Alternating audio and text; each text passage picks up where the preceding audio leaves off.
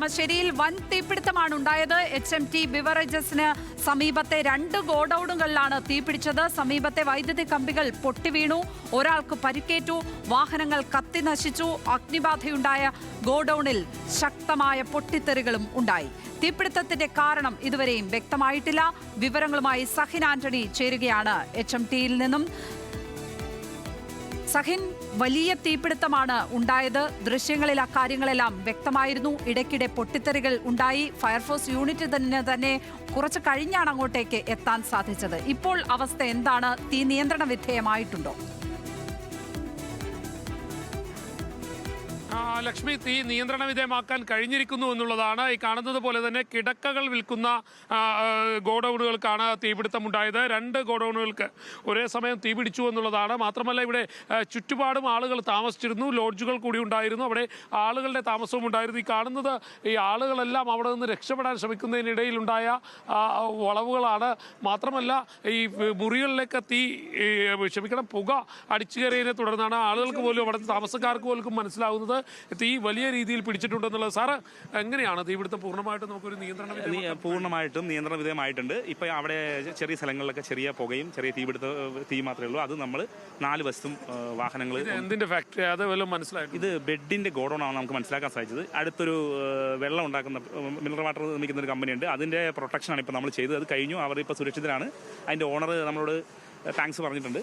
ഇനിയിപ്പോൾ ബാക്കി അവിടെ ചില പുകയൊക്കെ കത്തി നിൽക്കുന്നത് കാഷ്വാലിറ്റി ഒരാൾ നമ്മൾ വന്നപ്പോൾ ആംബുലൻസിൽ കൊണ്ടുപോയിട്ടുണ്ട്. അത് നമുക്ക് വ്യക്തമായിട്ട് അറിയില്ല. നമ്മളിപ്പോൾ തീ കെടുത്താനുള്ള ശ്രമത്തിലാണ്. എന്ത് സംഭവിച്ചതെന്നല്ലോ അറിയോ? ഷോർട്ട് സർക്യൂട്ട് വല്ലോ? അത് ഞങ്ങൾ കണ്ടെത്തി പറയാം.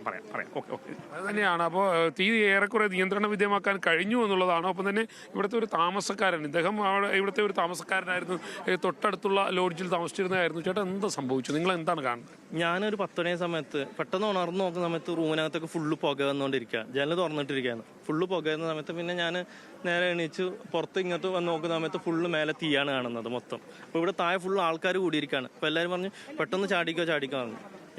ഞാൻ ഷർട്ട് പോലും ഇട്ടില്ല. ഫോണും പിന്നെ ലാപ്ടോപ്പ്, എൻ്റെ സർട്ടിഫിക്കറ്റ്, ഡ്രസ്സൊക്കെ അകത്താണ്. പിന്നെ ഞാൻ ഒന്നും ചിന്തിച്ചില്ല, തിരിച്ച് റൂമിലേക്ക് പോയില്ല. ഞാൻ നേരെ ഈ ഷീറ്റിൽ നിന്ന് താഴോട്ട് ഇങ്ങനെ ചാടുമായിരുന്നു. 10 മണി സമയത്താണ് കാണുന്നത്. നിങ്ങളിവിടെ എത്ര പേര് താമസിക്കുന്നുണ്ട്? 20 റൂം മറ്റുണ്ട്. ഞാനൊരു 6-7 മാസമായി ഇവിടെ താമസിക്കാൻ തുടങ്ങിയിട്ട്. തീ പുക അകത്തേക്ക് കയറിയപ്പോഴാണ് നമ്മൾ അറിയുന്നത്. അതെ, റൂമിനകത്തേക്ക് പുക വന്നു. അന്നേരമാണ് കാണുന്നത്.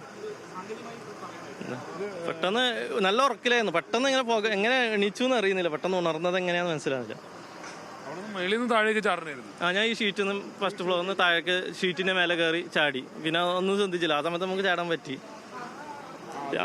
കാരണം അത്ര സ്റ്റെപ്പിൽ കൂടി പോകുമ്പോൾ അവിടെയാണ് ഫുള്ള് തീ കത്തുന്നുണ്ടായിരുന്നു. ആ ഭാഗത്തുനിന്നാണ് തീ പിടിച്ചത്.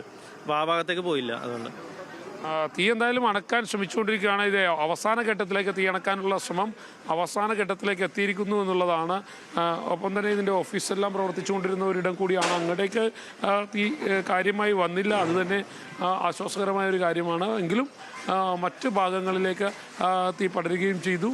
ഇപ്പോൾ ഈ ഓഫീസിലുള്ള ഏതാനും ചില ഭാഗത്ത് തീ ഉണ്ടായിരുന്നു. ആ തീ കൂടി അണക്കാനുള്ള ഒരു നീക്കമാണ് ഇപ്പോൾ നടന്നുകൊണ്ടിരിക്കുന്നത്. മറ്റൊന്ന്, ലക്ഷ്മി, ഈ കൂടംകുളത്തേക്കടക്കം വൈദ്യുതി പോകുന്ന ലൈൻ കമ്പികൾ ഇവിടെ ഉണ്ടായിരുന്നു. ആ കാണുന്നത് പോലെ തന്നെ ആ ലൈൻ കമ്പികളിൽ ഏതാനും ചില ലൈൻ കമ്പികൾ പൊട്ടി താഴെയും വീണിട്ടുണ്ട്. വലിയ അപകടം നിറഞ്ഞ ഒരു അവസ്ഥ തന്നെയായിരുന്നു ആദ്യഘട്ടത്തിലുണ്ടായിരുന്നത്. കാരണം ഈ ലൈൻ കമ്പികൾ തുടർച്ചയായി പൊട്ടി വീഴുന്നത് കൊണ്ട് ഫയർഫോഴ്സ് വാഹനങ്ങൾക്ക് അകത്തേക്ക് കടക്കാൻ കഴിഞ്ഞിരുന്നില്ല. പക്ഷേ ഇവിടെ അപ്പോഴും ഒരു ചോദ്യം അവശേഷിക്കുന്നത്, ഇത്തരം കെട്ടിടങ്ങൾ പണിയുമ്പോൾ സാധാരണ 7 മീറ്റർ അകലം പാലിക്കേണ്ടതാണ്. അതായത് ലൈൻ കമ്പികൾ വരുന്നിടത്ത് നിന്നും 7 മീറ്റർ അകലം ഉണ്ടാകേണ്ടതാണ്.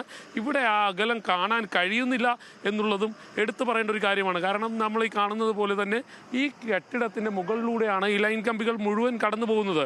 ആ ലൈൻ കമ്പികൾ കടന്നു പോകുമ്പോൾ ഒരു വീട് വെക്കാനോ അല്ലെങ്കിൽ ഒരു സാധാരണക്കാരൻ്റെ ഒരു വീടിന് വെക്കുന്നതിന് വേണ്ടി അനുമതി തേടിപ്പോയി കഴിഞ്ഞാൽ സ്വാഭാവികമായും അത്തരം അനുമതികൾ കൊടുക്കാറില്ല.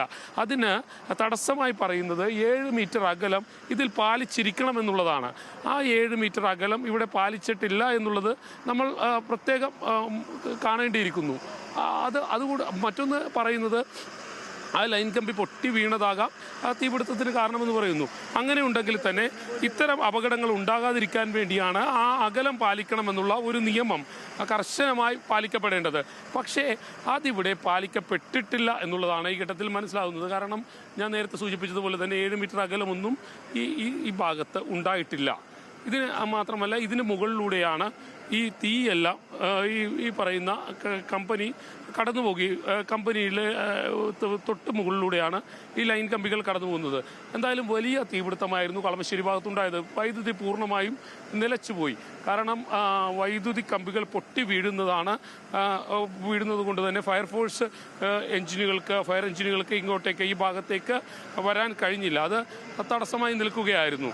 മറ്റൊന്ന്, ഈ വാഹനങ്ങൾ കടന്നു പോകുന്ന സമയത്ത് പല ഘട്ടങ്ങളിലും ഈ കാണുന്നത് പോലെ തന്നെ ഫയർ ഫോഴ്സ് വാഹനങ്ങൾക്ക് തടസ്സമായി നിന്ന പ്രധാന കാരണം എന്ന് പറയുന്നത് ഈ കാണുന്ന ലൈൻ കമ്പികളെല്ലാം തന്നെ ഇങ്ങോട്ടേക്ക് പൊട്ടി വീണതാ. ഇതിന് മുകളിലൊക്കെ ഈ ലൈൻ കമ്പികൾ പൊട്ടി വീണ് കിടക്കുന്നതാണ്. ഇത് ഈ ലൈൻ കമ്പി ആളുടെ ദേഹത്ത് വീണാൽ പോലും ആള് മരണപ്പെട്ടു പോകും.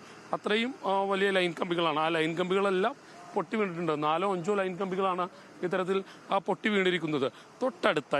തൊട്ടടുത്തായി കാണുന്നതാണ് ഉടമയുടെ വീട്. ആ ഉടമയുടെ വീട്ടിലേക്കും തീ പടർന്നു എന്നുള്ളതാണ്. അപ്പോഴേക്കും ഉടമ പുറത്തെത്തി ഈ തീ അണക്കാൻ അദ്ദേഹത്തിന് കഴിയുകയും ചെയ്തു.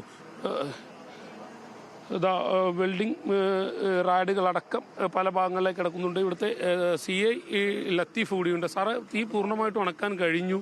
ഇത് എന്താണ് സംഭവിച്ചതെന്ന് വല്ലതും മനസ്സിലായിട്ടുണ്ടോ? പ്രാഥമിക നിഗമനത്തിൽ ഇത് എങ്ങനെയോ പിടിച്ചായിട്ടാണ് പറയുന്നത്. പക്ഷേ ഇവിടെ എന്തോ വർക്ക് നടന്നതായിട്ട് സംശയിക്കുന്നുണ്ട്. വെൽഡിംഗ് വർക്കുകൾ അതുമായിട്ട് ബന്ധപ്പെട്ടാണോ എന്ന് സംശയിക്കേണ്ടതുണ്ട്. അതിൻ്റെ ഭാഗമായിട്ട് കിടക്കുന്ന വെൽഡിംഗ് റാഡുകളും കാര്യങ്ങളൊക്കെ ഇവിടെ കിടക്കുന്നുണ്ട്. 2 പണിക്കാരും വന്നിട്ടുണ്ട്. പൊട്ടുവച്ചിക്കാരായ ആളുകൾ ഇതിൻ്റെ സൈഡിൽ പാത്തി പിടിപ്പിക്കുന്ന ജോലിയായിട്ട് ബന്ധപ്പെട്ട് എന്തോ പണി നടന്നതായിട്ട് പറയുന്നുണ്ട്. വ്യക്തതയില്ല. അത് കൂടുതലായിട്ട് അന്വേഷിച്ചാൽ അറിയാൻ പറ്റുള്ളൂ. ആ കാര്യങ്ങൾ പരിശോധിക്കേണ്ടിയിരിക്കുന്നു. തീർച്ചയായിട്ടും അത് തന്നെയാണ്. ഒപ്പം തന്നെ അദ്ദേഹം സൂചിപ്പിച്ചതുപോലെ തന്നെ വെൽഡിംഗ് ജോലികളൊക്കെ ഇവിടെ ഉണ്ടായിരുന്നു. അത് ഇവിടെ ഇപ്പം വന്നുള്ളൂ സാറേ. ഞാൻ ഇപ്പം വന്നുള്ളൂ. കറക്റ്റായിട്ട് അറിയില്ല. ചെയർമാൻ ആൾക്കാരുണ്ട്. ചെയർമാൻ കളമശ്ശേരി മുനിസിപ്പൽ ചെയർമാൻ ഉണ്ട്.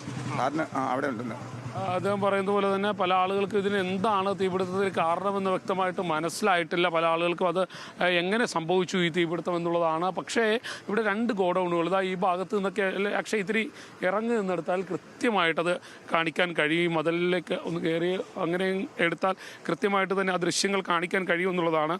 മാത്രമല്ല, നേരത്തെ ഈ പറയുന്നത് പോലെ ഈ 2 കെട്ടിടങ്ങളാണ് കൃത്യമായി പ്രവർത്തിച്ചുകൊണ്ടിരുന്നത്.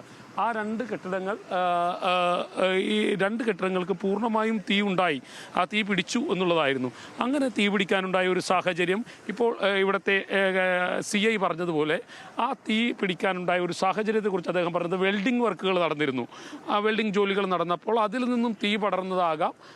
പ്രത്യേകിച്ചും കിടക്ക നിർമ്മാണ യൂണിറ്റുകളാണ് പ്രവർത്തിച്ചുകൊണ്ടിരുന്നത്. ആ കിടക്ക നിർമ്മാണ യൂണിറ്റിൽ തീ പടർന്നതാകാം വലിയൊരു തീപിടുത്തത്തിന് കാരണമായി മാറിയത്. പിന്നീട് ആ ലൈൻ കമ്പികൾ കാണുന്നത് പോലെ ഈ ലൈൻ കമ്പികൾ പൊട്ടി വീണിട്ടായിരിക്കാം ആ തീ കൂടുതൽ ശക്തമാകുന്നതിന് മറ്റൊരു കാരണമായി മാറിയത്. എന്തായാലും ആ ആദ്യ സമയത്ത് നമ്മൾ ദൃശ്യങ്ങൾ പ്രേക്ഷകരിലേക്ക് എത്തിക്കുമ്പോൾ വലിയ അപകടം നിറഞ്ഞ ഒരവസ്ഥ തന്നെയായിരുന്നു. പല പൊട്ടിത്തെറികളുണ്ടായിരുന്നു. വലിയ തീപിടുത്തം തന്നെയാണ് കിടക്ക നിർമ്മാണ യൂണിറ്റിൽ ഉണ്ടായിരിക്കുന്നത്. പക്ഷേ ആ തീ ഇപ്പോൾ നിയന്ത്രണ വിധേയം ആയിരിക്കുകയാണ്. ഇനി തീപിടുത്തത്തിന്റെ കാരണമാണ് വ്യക്തമായും അറിയേണ്ടത്. അവിടെ എത്തിയ പോലീസ് ഉദ്യോഗസ്ഥർ പറഞ്ഞത് അവിടെ വെൽഡിംഗ് പണികൾ നടന്നിരുന്നു എന്നുള്ളതാണ്. ഒരു പക്ഷേ അതാകാം തീപിടിക്കാൻ കാരണമായിട്ടുണ്ടാകുക, അറിയില്ല. ഇനിയും വ്യക്തത വരേണ്ടതുണ്ട് അക്കാര്യത്തിൽ. ഏതായാലും സഹിൻ ആന്റണിയാണ് അവിടെ നിന്നും വിവരങ്ങൾ പങ്കുവച്ചത്. വലിയ അപകടം ഏതായാലും ഒഴിവായി എന്ന് തന്നെ പറയേണ്ടി വരും. വലിയ തീപിടുത്തമാണ് ഉണ്ടായത് എങ്കിൽ പോലും ജനവാസ മേഖലയിലേക്കൊന്നും അങ്ങനെ തീ പടർന്നില്ല എന്നുള്ളത് ഫയർഫോഴ്സ് യൂണിറ്റുകൾക്ക് കുറച്ച് വൈകിയാണെങ്കിലും അവിടെ എത്തി കൃത്യമായി പ്രവർത്തിക്കാൻ കഴിഞ്ഞതുകൊണ്ടാണ്.